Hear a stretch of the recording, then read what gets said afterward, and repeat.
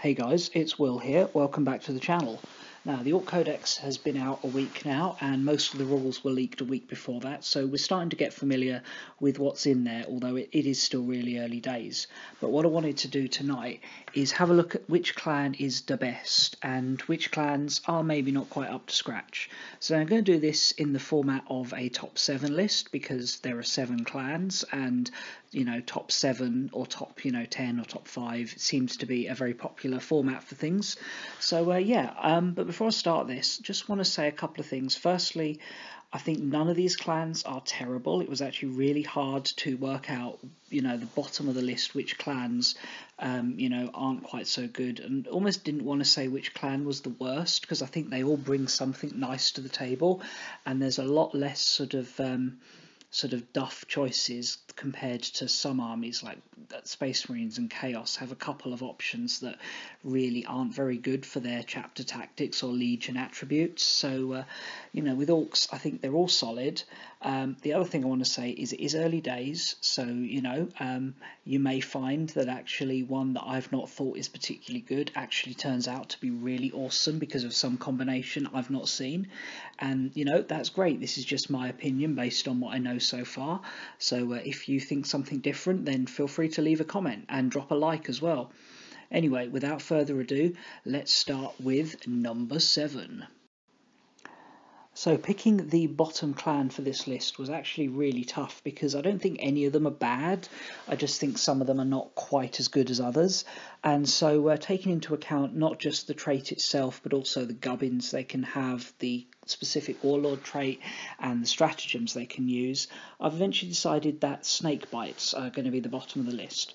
Now, their clan trait isn't bad. 6+ feel no pain across the army is actually very solid, but some of their other stuff is just not particularly exciting and doesn't jump out quite the same way as some of the other clans do. So just looking at their specific stratagem, because that does jump out as being potentially really good. Pick a unit with 10 or more wounds, or sorry, a model with 10 or more wounds, and add 1 to the wound rolls for all your snakebite units that attack that. Is good, but it is 3 CP, which is quite a chunk, and wounding isn't really what Orcs have had trouble with over the years. It's hitting. So +1 to hit, I think, would have been better for this, but it's not bad. Their relic, the buzz bomb, it's okay, but it's really short range and it's one use only, and it's going to do some damage once it hits, but it's a little bit random, and you do have to get dangerously close. And to be honest, by that point you might not get to within 6 inches, you get to within 8 inches and then end up in combat. And the warlord trait is a bit, it's alright. The leadership reroll probably won't come in much, because you'll be playing these guys as a big horde of boys, and big hordes of boys don't run because they can use their size as their leadership. The thing for Goths is useful, so all in all, not a terrible clan, but just not quite as good as some of the others. Snakebites, however, do offer some really cool conversion opportunities. I've already seen some lovely models out there where people have kind of spliced in some Age of Sigmar and Warhammer Fantasy bits to make some really sort of unique looking, very feral orcs. So certainly have no issue with snakebites. I just don't think they're quite as tough as some of the other clans. So in at number 6 we have the Goth clan.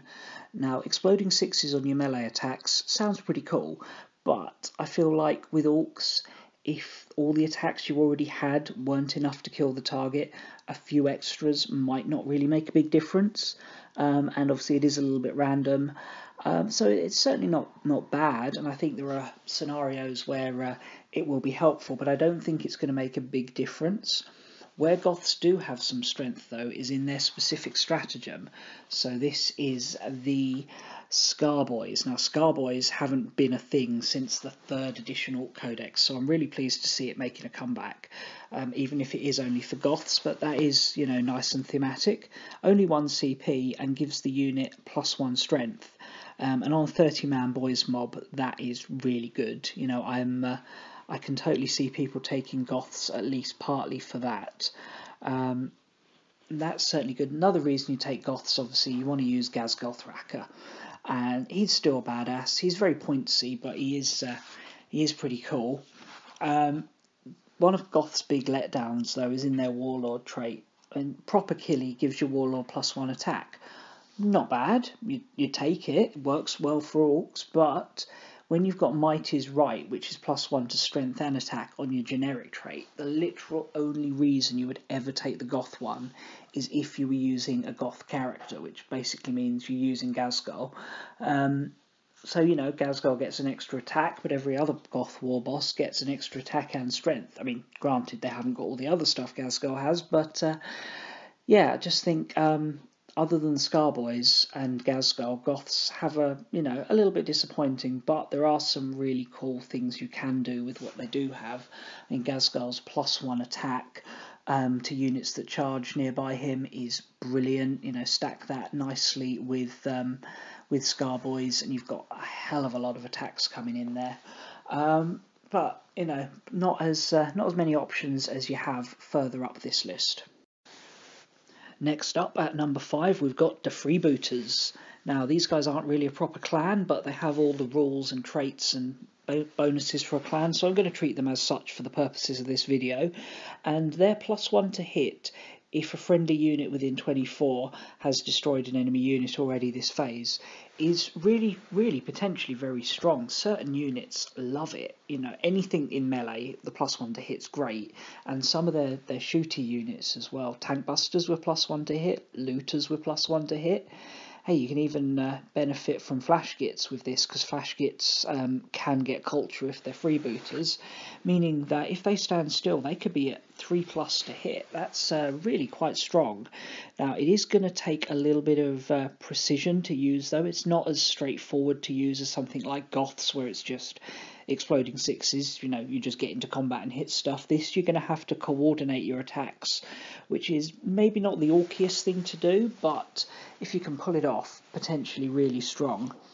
Their warlord trait is nice as well. It's basically a 6-inch aura of +1 to hit in the fight phase, which again works really nicely with orcs. And you can start stacking up these +1 to hits, and you know, most orcs hit on a 3+ anyway, so you're going to be hitting on 2+ near this guy. Surround him by a big horde of knobs or mega knobs, and you can really start to do some damage there. They are a little bit let down by their stratagem, Kill Cruiser Broadside. It's 3 CP, and while it has the potential to do a lot of mortal wounds, it also has the potential to do little, if anything. It's so random, you could literally end up blowing half your CP for virtually no benefit. So, yeah, not really a fan of that one. And their relic's not terrible, sorry, their shiny gubbinz is not terrible. The Bad Skull banner automatically pass morale checks sort of once per turn. You can choose to fly it, and it is a battlefield-wide effect, so it's not bad, but I just think there are better relics you could take. And I don't like things that are once per battle. It just feels like, yeah, you're gonna, you know, have to time it right, and it may not help. But also it's a morale bonus, and orcs tend to do pretty well with morale if you're running them in nice large mobs, which you should be for at least the majority of the orc units. Sneaking in at number 4 is them sneaky gits, the Blood Axes. So these guys have a really nice clan culture trait called Tactics, which gives them the benefits of cover if they're over 18 inches from the enemy, but also allows them to shoot or charge if they fall back. So in the early phase of the game, where your opponent is a bit further away, a lot of your units are going to be benefiting from cover even in the open. Stack this with a unit of Ardboys and maybe the Loot It stratagem, and you can suddenly, without too much difficulty, get a 30-man boys mob with a 3+ armor save in the open. That is just really cool and can make some really survivable units. And then later on, once things start to get up close and personal, they're not going to get bogged down so easily, because they can pull out of one combat and charge into another one the same turn, or pull back and charge in again, or pull back and shoot in the rare event that you have an orc unit that's better at shooting than fighting. So you know, got some great flexibility there and some real survivability. Coupled with that, the really nice stratagem, Dead Sneaky. So for 1 CP you can infiltrate a unit up to power rating 8, deep strike a unit up to power rating 8, and for 2 CP unit power rating 9 or more. Now it is limited to infantry, but then you've got the teleport stratagem as well, so you can quite happily sneak in, you know, a big unit of infantry and a vehicle using the teleport stratagem. And although you have to be 9 inches away, orcs have kind of got that covered, because Here We Go really does make a big difference to that. It gets it up to like a 50% success rate, and if you're doing this with multiple units, then you know, you can really start to surround the enemy position. Other than that, they've also got some quite nice gubbinz in the Morgog's thinking cap. So you get 2 warlord traits, which works very nicely because you already have a really nice warlord trait. They can already gain command points back using their specific warlord trait, and then there's the follow me lads trait that gives you another command point. So you can really start to farm a lot of command points for these guys, because you're getting them back and you're also getting an extra one. And with 2 warlord traits, there are probably some really nice combos you can pull off. You can get like +1 toughness and +1 strength and attack by using 2 warlord traits. So yeah, some nice sneaky things here, and I think blood axes are going to be a clan you're going to see a lot of. We're getting to the really sharp end of this list now, and at number 3 we've got the Death Skulls. So these guys have a 6+ invuln save, which objectively is worse than the Snakebites 6+ Feel No Pain.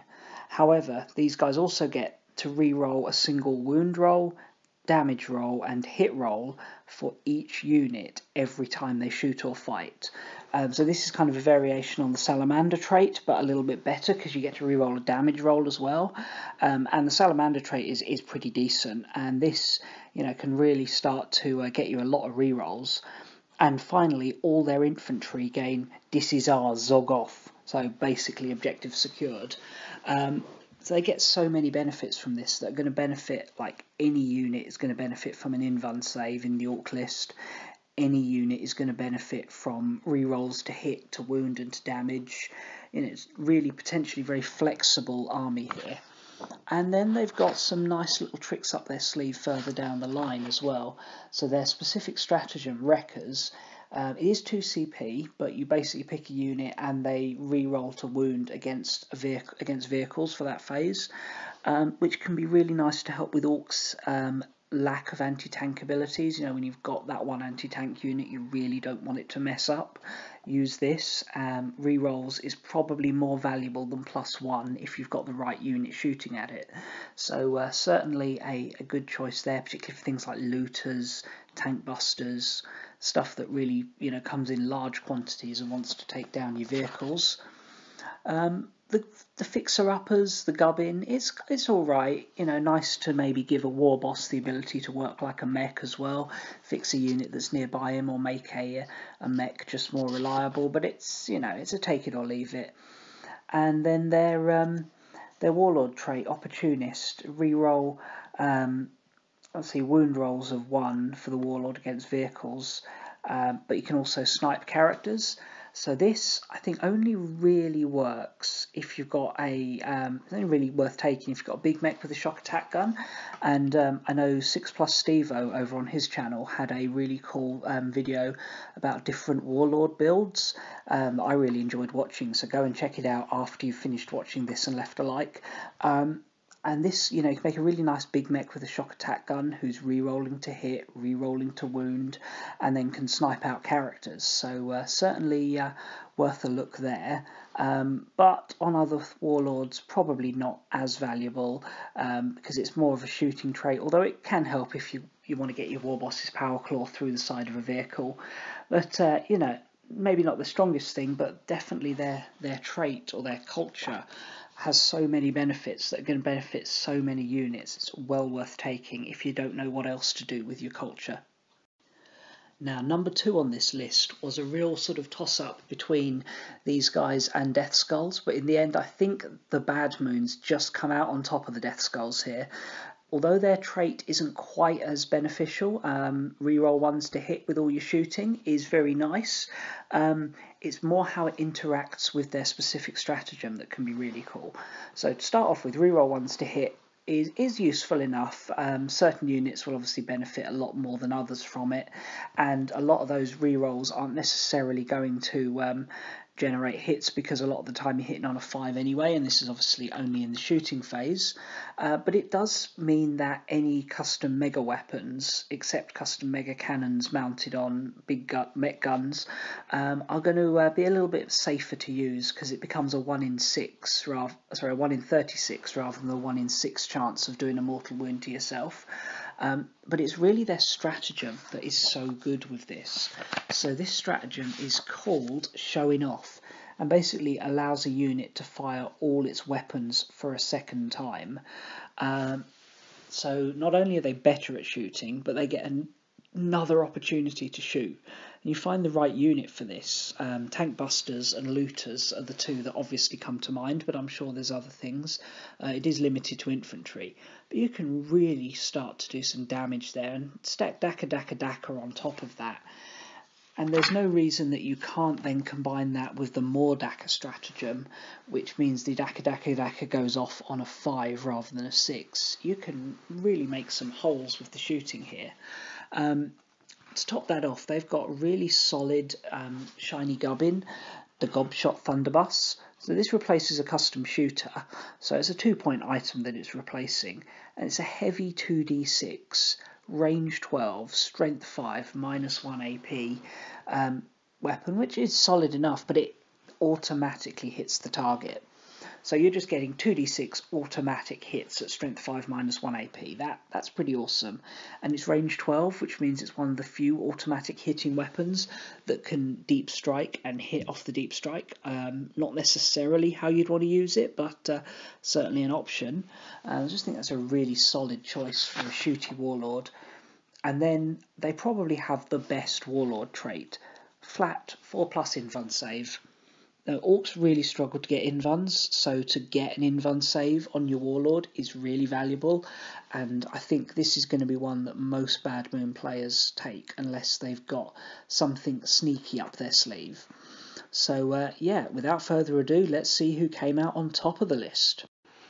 So that only leaves one clan left, and at the risk of possibly being accused of favouritism, I think the best clan right now is the Evil Sons.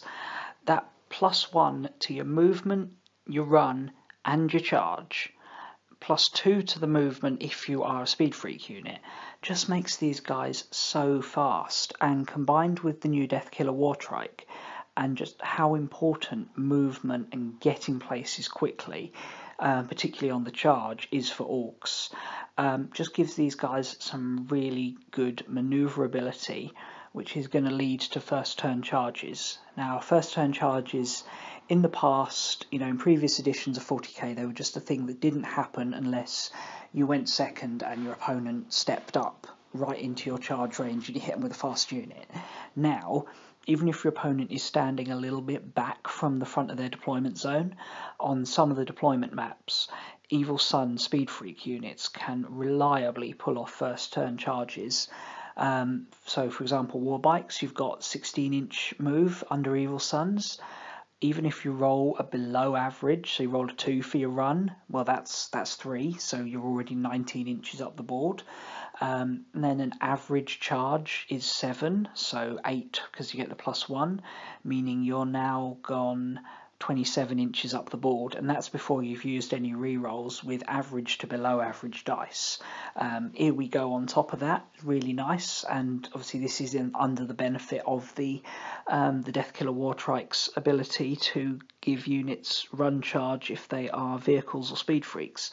Bikes are the most obvious beneficiary of it, but all the new fast vehicles, all the buggies, they can do it, and some of them have some particularly good melee adaptations. I'm thinking the Megatrack Scrapjet. I'm definitely going to be getting 2 of them because they can really put the hurt on in combat against vehicles and can get there really quick with this. And the other thing is units coming out of reserves by the deep strike have to be 9 inches away. A 9-inch charge is meant to be pretty hard to make. I think it's like approximately 25%. Don't quote me on those odds. That goes up to 50% approximately under orcs because of Here We Go giving you the rerolls. But then when you do that in Evil Sons, you get in +1. It's something like a 72%, which is by no means a guarantee, but is much more reliable. And since any unit pretty much, short of a stomper, can be teleported, and all the units apart from grots, which you're not going to want to teleport, are going to benefit from this, you can pull off some really reliable charges, and the jump as well. Although it's not, a big mob of boys on foot, doesn't particularly seem like an Evil Sons unit. A 30-man boy squad standing next to a weird boy can jump across the board and get that turn 1 charge with infantry. Even things like battle wagons and dreads that are a bit slower, this can really help them to get around. So I'm loving this trait at the moment, because orcs have never really struggled once they get to combat. It's the getting to combat and the living long enough to get there. So this gets them there quicker, which means they take less shooting on the way in. Other than that, the other traits of this clan, the other sort of benefits, are maybe not quite so good. The warlord trait's quite nice. You can give a unit, or give units within 6 inches of your warlord, the ability to fall back and charge, so they're not going to get bogged down. Perhaps if you've got like a battle wagon with a death roller, it can reverse out of combat and then charge back in to get all those nice death roller hits. It's the bone breaker, so it gets the extra d6. That can be really nice. Or just, getting boys out of a fight they don't want to be in into a fight they do want to be in. The specific stratagem, drive-by crumping, is kind of handy. It's not as useful in orcs. It's kind of a move after you've shot but you can't charge. Useful for covering ground or pulling back, but it's limited to Speed Freaks units, and I just don't think it's going to be as useful as it would be in, say, Eldar or Space Marines with a trait like that. And finally, the gubbinz, Resmex Redder Armour, is it's not really anything special. You need to be in a transport to benefit from it. And I think most Evil Sons players are going to end up going with a Deathkiller Wartrike as their warlord. So I don't think this is going to come into play as much as it could, but it's a thing you can have. It's an option.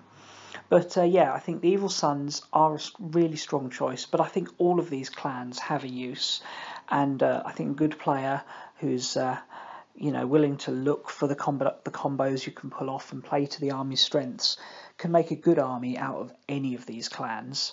Anyway, let me know what you think. Did I miss something? Is there something, that you can add to the conversation? Or, what clan are you going to be using? And what combos are you looking to use with them? Anyway, thanks a lot for watching, and I'll see you guys again soon. Bye.